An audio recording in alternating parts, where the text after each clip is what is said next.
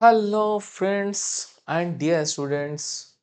आज हम लोग मॉडल पेपर डिस्कशंस में सीबीएसई बोर्ड का 2025 का जो एग्ज़ाम होने वाला है, मैट्रिक का क्लास 10 का, उसमें हम लोग जो क्वेश्चंस मॉडल पेपर में आपको डिस्कस कर रहे थे, आज हम आपको ये क्वेश्चंस डिस्कस करने वाले हैं जो कि ये कोऑर्डिनेट का हमारा क्वेश्चन है। कोऑर्डिनेट का क्वेश्चंस कौन सा है? क्वेश्चन है, find the ratio in which the point 8 by 5 comma y divides the line segment joining 1 2 and 2 3, also find the value of y। ठीक है, तो इस सवाल को देखिए कि ये सवाल जो है कोऑर्डिनेट्स का, और हमेशा ये सवाल आता है। तो इसमें क्वेश्चंस में ये कहा जा रहा है कि आपके पास जो है एक पॉइंट है, दिस पॉइंट इज 1 2 और एक पॉइंट है आपके पास 2 3, और इसको हम लोग दे देते हैं ए नाम दे देते हैं और इसका नाम बी दे देते हैं। और यहाँ पे एक पॉइंट है, वो है आपका 8/5 कॉमा वाई। Okay, so I think this is the question. 8/5 y divides the line segment 1 2 and 2 3, also find the value of y। पूछा ये जा रहा है कि ये जो पॉइंट P है, ये पॉइंट P इस AB को किस रेशियो में बांटता है? किस रेशियो में बांटता है, मतलब ये पूछा जा रहा है कि AP डिवाइडेड बाय PB का वैल्यू क्या होगा। ठीक है, और साथ ही साथ ये पूछा जाता है कि इसमें Y का भी वैल्यू बताइए। ठीक है, क्वेश्चंस में Y का भी वैल्यू पूछा जाता है। ऐसे क्वेश्चंस को बनाने का क्या अप्रोच होगा जो सबसे इजीएस्ट हो और सबसे आसानी से सवाल बन सके? ऐसे में मैं आपको क्या बोलता हूं कि दो वेरिएबल को मत यूज कीजिए, आप एक सिंगल वेरिएबल को यूज कीजिए। Single variable use in the sense, मैं ये कहता हूं कि AP by PB is equal to K बाई 1 मान लीजिए। ठीक है, क्या मानिए आप? K/1, अर्थात इसको मानिए यहाँ पे K और इसको 1। आप ये कहिए कि AP divided by PB is equal to K/1। मान लीजिए कि K का मान अगर हाफ आ जाएगा तो 1:2 हो जाएगा, K का मान 2/3 आ जाएगा तो 2:3 हो जाएगा, K का मान 3/2 आ जाएगा तो आंसर 3/2 हो जाएगा।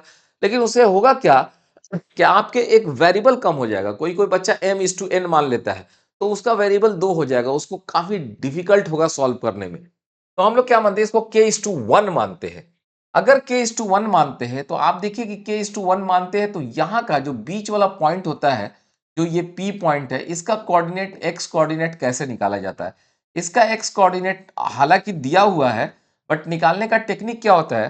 निकालने का टेक्निक ये होता है कि इस k को आप इससे गुना कीजिए, इस 1 को आप इससे गुना कीजिए। तो हम लोगों ने लिखा K/2 प्लस 1 इंटू यहाँ का x coordinate 1 divided by K+1। अगर कोई बच्चा m/n मानता तो n/this डिवाइडेड बाई m+n करता।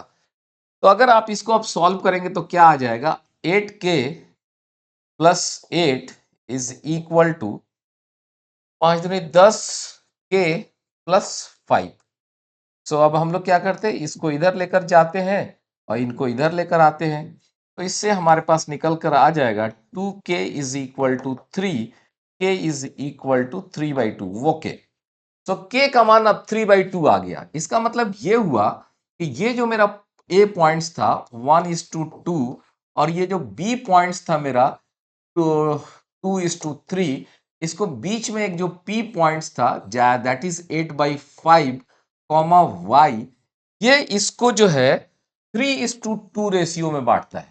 ओके, हमने क्या माना था, K/1, और K का मान क्या आ गया? K का मान आ गया 3/2, 3/2/1, तो वो क्या हो जाएगा, 3/2 हो जाएगा। इसीलिए अब हमने पहले लिखा K/1, अब जैसे ही K का मान 3/2 आया तो मैंने बोला 3:2। अगर कोई बच्चा m/n मानता तो उसको दो इक्वेशन सॉल्व करने पड़ते, थोड़ा डिफिकल्ट होता। यहाँ पे आसानी से हम लोगों ने K का वैल्यू निकाल लिया, और 3/2 आया तो 3:2 लिख दिया। अगर 1/2 होता तो 1:2 लिख देते, 5/4 आता तो 5/4 लिख देते, अगर 1 आ जाता तो 1/1 होता, सिर्फ 2 आता तो 2/1 होता।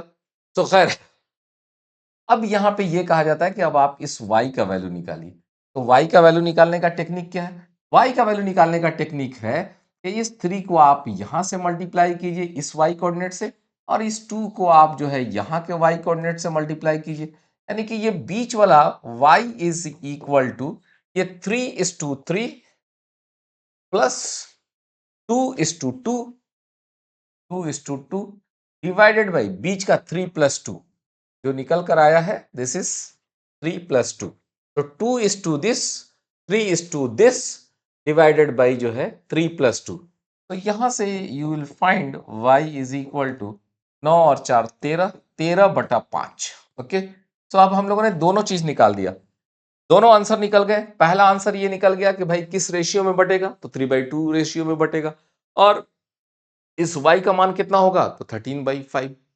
तो ये था जो है आपके आज का डिस्कशंस, जिसमें हमने आपको कोऑर्डिनेट के इस सवाल को डिस्कस किया। कोऑर्डिनेट का ये सवाल था कि किस रेशियो में इन दोनों पॉइंट्स को अगर हम लोग ज्वाइन करते हैं तो ये 8/5 y जो है किस रेशियो में डिवाइड करेगा। ओके, तो ये वेरी सिंपल था, कोऑर्डिनेट्स चैप्टर का था। कोऑर्डिनेट्स के हर बार सवाल आते हैं, डिस्टेंस फार्मूला से सवाल आता है, मिडिल पॉइंट से सवाल आता है, इस बाइसेक्शन मेथड से, और ये जो आपका मतलब m:n रेशियो में जो हम लोग डिवाइड करते हैं पॉइंट्स को, उससे भी सवाल आते हैं। सो आप कोऑर्डिनेट चैप्टर को जरूर पढ़ें, बहुत ही सिंपल होता है, लेकिन एक सवाल एकदम हर हाल में आता है। बहुत सिंपल, बट एक सवाल हर हाल में आएगा।